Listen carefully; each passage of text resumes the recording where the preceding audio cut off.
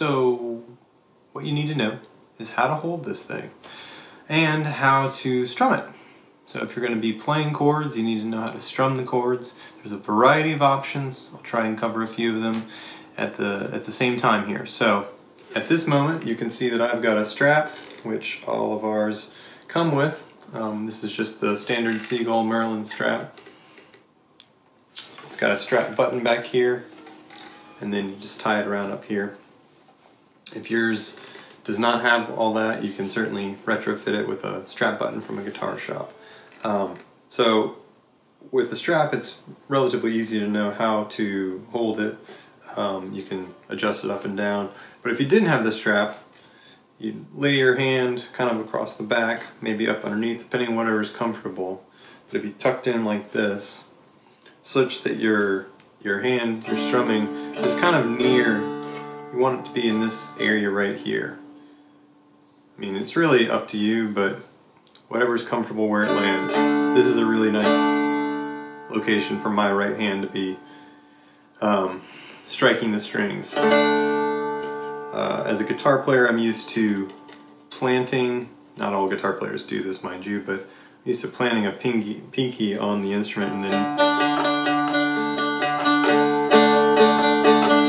so I've planted, which means that I can always kind of have a common point of reference with my finger here. Now I don't always do that when I'm playing chords on here, just like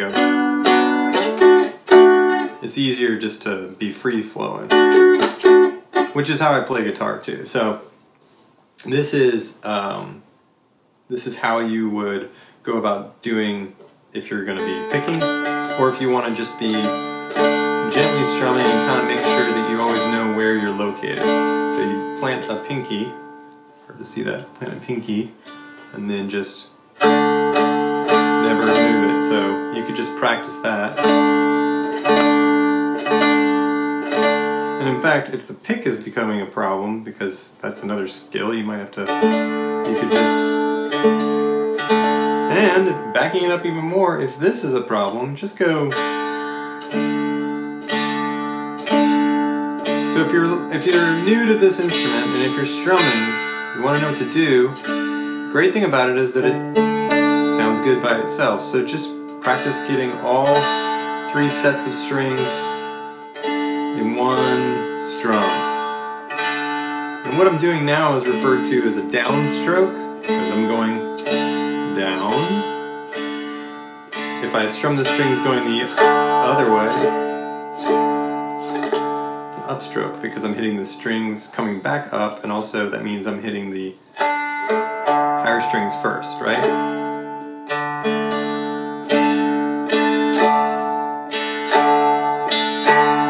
You're going to want to have both abilities in your repertoire, right? Because sometimes you'll be playing, and sometimes you'll be playing.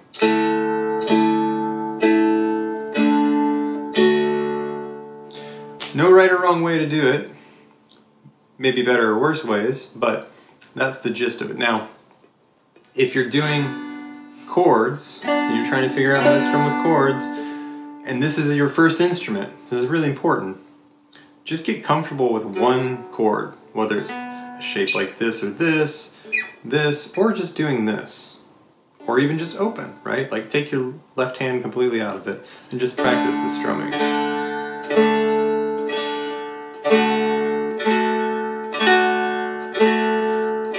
And so to really get you started, a lot of my one finger melodies and the free-falling one that's coming up, they encourage you to just play with this one finger, right? So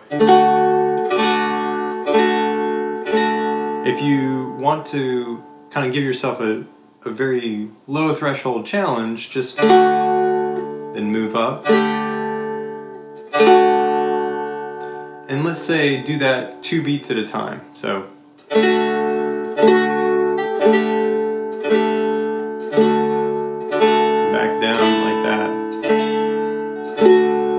so you could do that.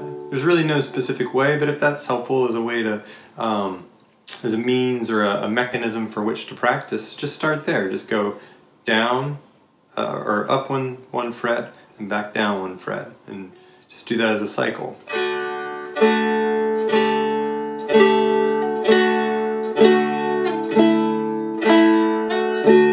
And then the next sort of step to that is to do it with down and up strokes.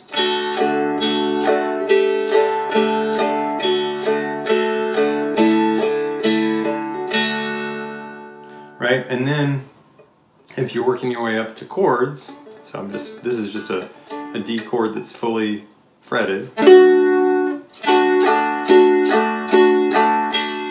Same idea with the right hand, you're just making it more complex with your left. Now,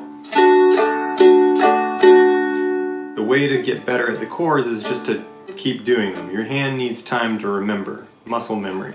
Just like if you're playing a sport, you got to hit that ball 100,000 times in order to get really great at it. Same thing here, so you might just do.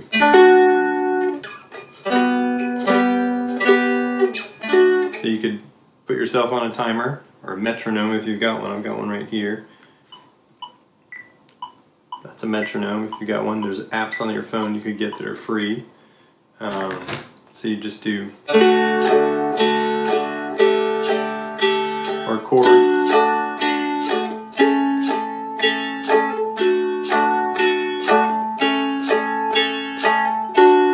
So that's getting both hands coordinated together.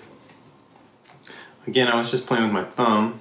If you're going to hold a pick, this is how I'd recommend doing it.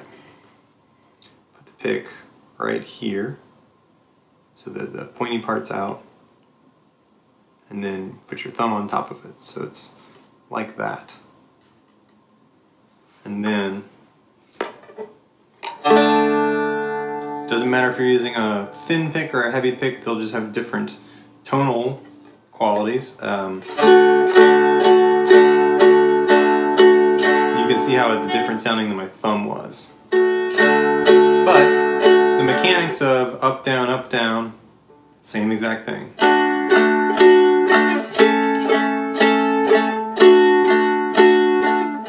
Or I could, going back to the beginning, plant my finger and then go.